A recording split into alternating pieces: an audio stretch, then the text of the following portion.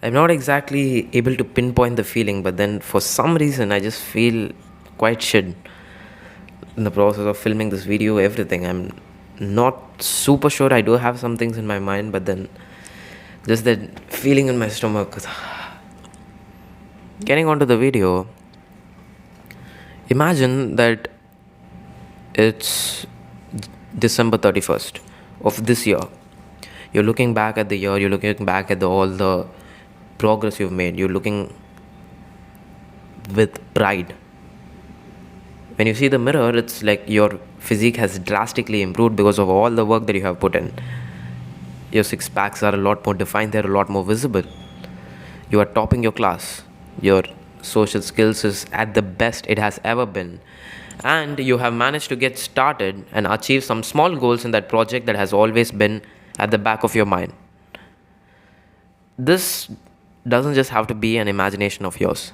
Because my name is Yuka, and in this video, I'm going to give you the resources that you need for you to start that with that vision in your mind, and then with further information actually execute on that in this year. Now, I want you to think about what this will be for yourself. What will that ideal December 31st version be for yourself? What is the specific things that you want to do, you want to work on, that will make 2025 a good year for you? What is the stuff you want to improve on? What is the stuff that, what are the projects, the side quests that you want to take up?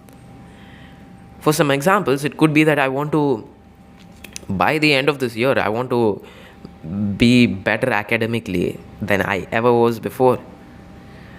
I want my marks to always be in the 90% range, 80%, 90% range. And I'm going to take the necessary actions for that. By the end of the year, I want to speak a decently level of this new language that I want to learn. I want to build that game that I've always wanted to build, learning coding and programming and or game development. Could be that you want to join this year. I want to join the gym, and by the end of the year, I want to have a much better physique. Start thinking in that way. Imagine this year or this whatever. What are the things, any point in the future, you look back on now, what are the things you would have wished you started working on now? That is that initial the general direction that you want to walk towards. You will have that list, right? You want to do this by the end of the year. You want to do this. You want to do that. You want to start working on this, that list of the things slash goals that you want to work on. Just create a draft of that list. Take a notepad, take a journal or something, and create a initial draft of that list. And what you also want to do is that once you have those specific things, like a list of those specific things that you want to work on, and that will be a huge list, right? For me, it was an entire like this much page on Samsung Notes about all the things I wanted to improve, all the things that I wanted to work on. What are the stakes if you don't end up making progress on them? Why do you, and this kind of relates to why you want to even pursue that in the first place. Maybe one of them could be like, I want to join boxing because I want to be more physically powerful. Okay, what's the stakes? The stakes is 1 year, so and so time period from now, I look back and I haven't developed my skills. I haven't even made progress or gotten started. I haven't worked as much as I wanted to work. And now I am not as powerful and capable and as dangerous that as much as I wanted to be. So what is the stakes? Maybe by the end of the year, that project of yours never came to light. I never ended up making my game, which I wanted to make for so long. That is a much, much better driver of your action. That will end up motivating these kind of stakes, will end up pushing you and motivating you a lot more than the things that you want to happen. The things that you don't want to happen will end up motivating you a lot more than the things that you want to happen. And the moment that you will start taking the most action is when your life, you get to a point where you are dissatisfied with how your life is right now, with the level of progress you're making, with how you are spending your time, everything. Only when it got to that point, I mean, there was always that sense of a little bit of that dissatisfaction in the background. But then I would say that it is that feeling of dissatisfaction that initially drove my journey of actually trying to improve myself. And also think about last year, because maybe last year January 1st you would have tried to do something similar to this, but then most probably it wouldn't have gone that good.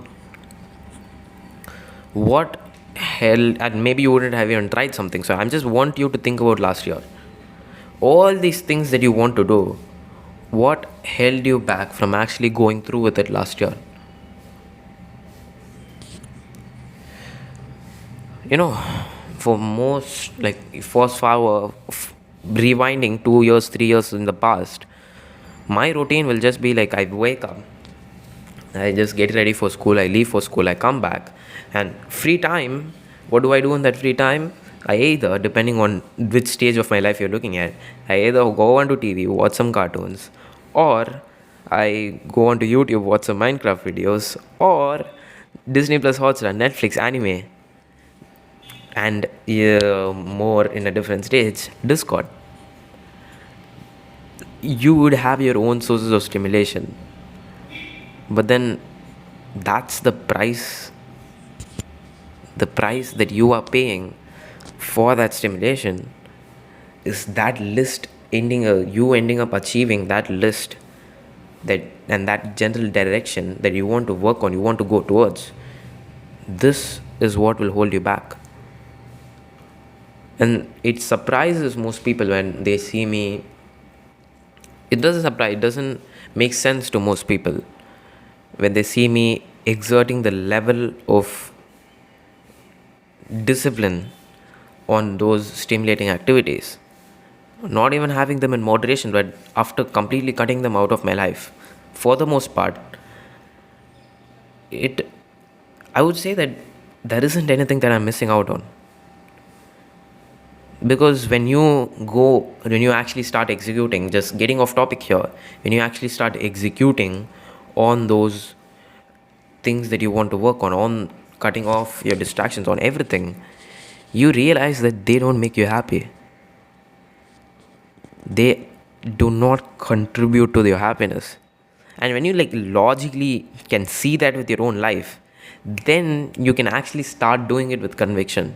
You can actually start slowly or even fastly, hopefully, cutting them out of your life, cutting those distractions out of your life. So what is the thing which held you back, which stopped you last year? And again, I'm going back to that dissatisfaction of not being able to pursue this, not being able to have made progress on all those years, not being able to have just got a lot more of those skills under my belt, to be able to play the piano, to be able to speak a new language. I could have done that, to be able to be a lot better in football and probably 100 other things. But then I couldn't, because those entertaining activities always took the priority for me. And from that initial draft that you have built, you got the direction. Now it's time to make it a lot more tangible, a lot more concrete. And here is why I do not want you to think in terms of this entire year, but rather the first 3 months. Because if you think in the terms of the entire year, whatever goal you have set, whatever thing that you want to make progress on, that will be a very abstract thing. That will be is like a year, next year. It's such a long-term thing. But if you say something like the next 3 months, then what you can do is you can just have a calendar or something When the deadline is the next 3 months, you are ticking off every single day. You can see the end. The deadline is real, the stakes are real. And that time it's a lot more motivating to go after it. You will end up having a lot more motivation in a mental frame like that. And the kind of thing that I want to give it to you is that pick the most important goals out of those entire list. The 1 to 5, again, don't, if you pick like 5-6 goals, you'll probably end up making progress on none of them. So pick the few of the goals that are the most important, that you would rather make a lot of progress on these few goals rather than make a little bit of progress on every little bit, like the little bit progress on everything on your list. What are those few goals? Limit yourself to those few goals. Limit the number of goals to those few goals, and within the next 3 months you want to just go monk mode on them. Now, monk mode again just means that those are the things you're cutting off, your distraction, you're cutting off the stimulation, you are dialing in on those. This doesn't mean you are going to become socially isolated over the next 3 months. Leave that image out of your mind, because one of those goals could be that you want to work on your social skills, you want to work on your fears, you want to work on those fears in social interaction, of speaking louder, probably, of expressing yourself,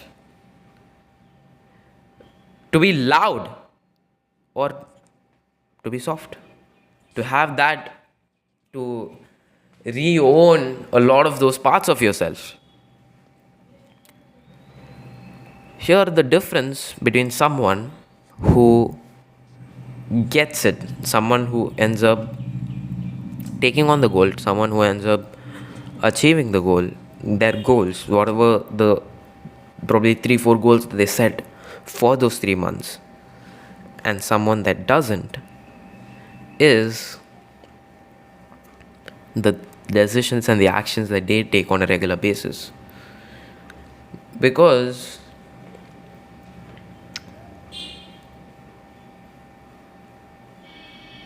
if you've learned anything from last year, it is that just the New Year resolutions are not going to cut it.